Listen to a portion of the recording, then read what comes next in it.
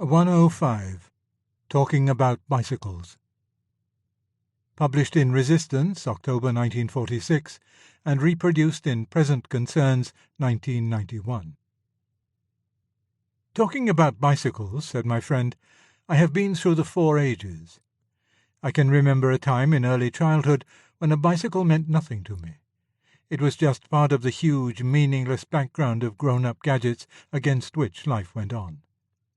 Then came a time when to have a bicycle, and to have learned to ride it, and to be at last spinning along on one's own early in the morning, under trees, in and out of the shadows, was like entering paradise. That apparently effortless and frictionless gliding, more like swimming than any other motion, but really most like the discovery of a fifth element, that seemed to have solved the secret of life. Now one would begin to be happy. But, of course, I soon reached the 3rd period.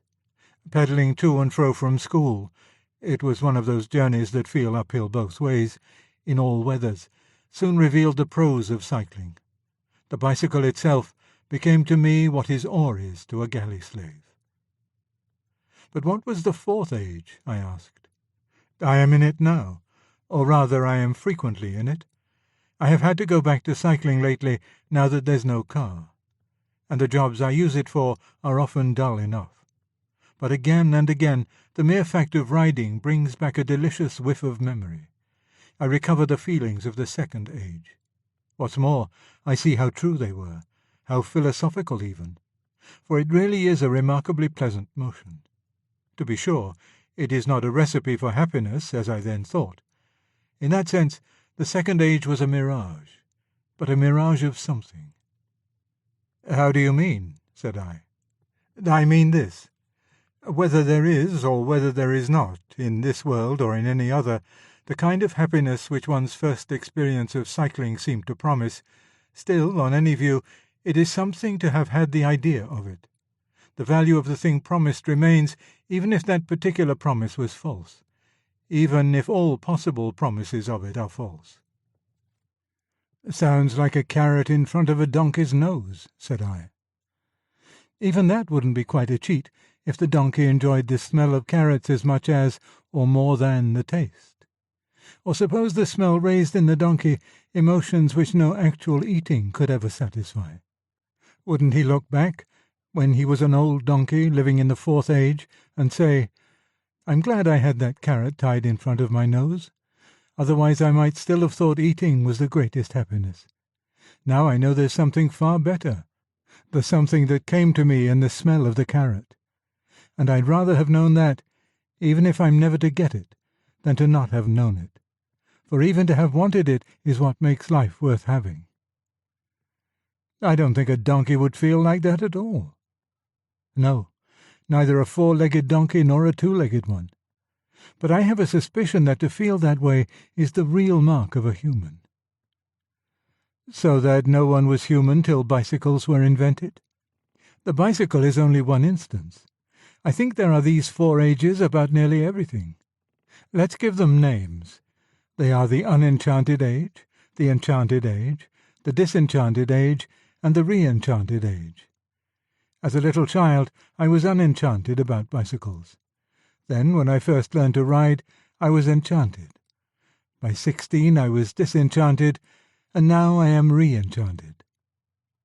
Go on, said I. What are some of the other applications? I suppose the most obvious is love. We all remember the unenchanted age. There was a time when women meant nothing to us. Then we fell in love. That, of course, was the enchantment.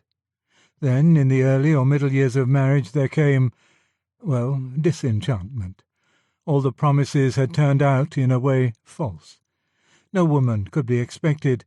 The thing was impossible. I don't mean any disrespect either to my own wife or to yours, but— I was never married, I reminded him. Oh, that's a pity. For in that case you can't possibly understand this particular form of re-enchantment. I don't think I could explain to a bachelor how there comes a time when you look back on that first mirage, perfectly well aware that it was a mirage, and yet, seeing all the things that have come out of it, things the boy and girl could never have dreamed of, and feeling also that to remember it is, in a sense, to bring it back in reality, so that under all the experiences it is still there, like a shell lying at the bottom of a clear, deep pool, and that nothing would have happened at all without it, so that even where it was least true, it was telling you important truths in the only form you would then understand. But I see I'm boring you. Not at all, said I. Let's take an example that may interest you more. How about war? Most of our juniors were brought up unenchanted about war. The unenchanted man sees, quite correctly, the waste and cruelty, and sees nothing else. The enchanted man is in the Rupert Brooke or Philip Sidney state of mind. He's thinking of glory and battle poetry and forlorn hopes and last stands and chivalry. Then comes the disenchanted age, say Siegfried Sassoon. But there is also a fourth stage, though very few people in modern England dare talk about it. You know quite well what I mean. One is not in the least deceived. We remember the trenches too well. We know how much of the reality the romantic view left out. But we also know that heroism is a real thing, that all the plumes and flags and trumpets of the tradition were not there for nothing.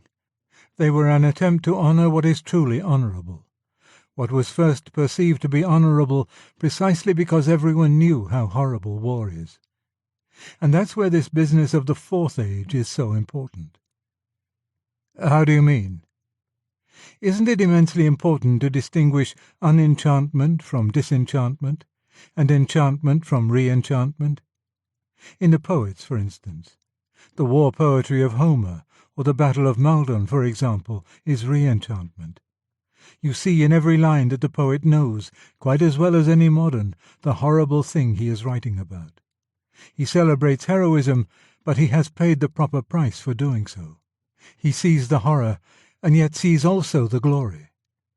In the lays of ancient Rome, on the other hand, or in Lepanto, jolly as Lepanto is, one is still enchanted. The poets obviously have no idea what a battle is like. Similarly with unenchantment and disenchantment. You read an author in whom love is treated as lust, and all war is murder, and so forth. But are you reading a disenchanted man, or only an unenchanted man? Has the writer been through the enchantment and come out onto the bleak highlands? Or is he simply a sub-man who is free from the love mirage as a dog is free, and free from the heroic mirage as a coward is free? If disenchanted, he may have something worth hearing to say, though less than a re-enchanted man. If unenchanted, into the fire with his book. He is talking of what he doesn't understand. But the great danger we have to guard against in this age is the unenchanted man mistaking himself for, and mistaken by others for, the disenchanted man. What were you going to say?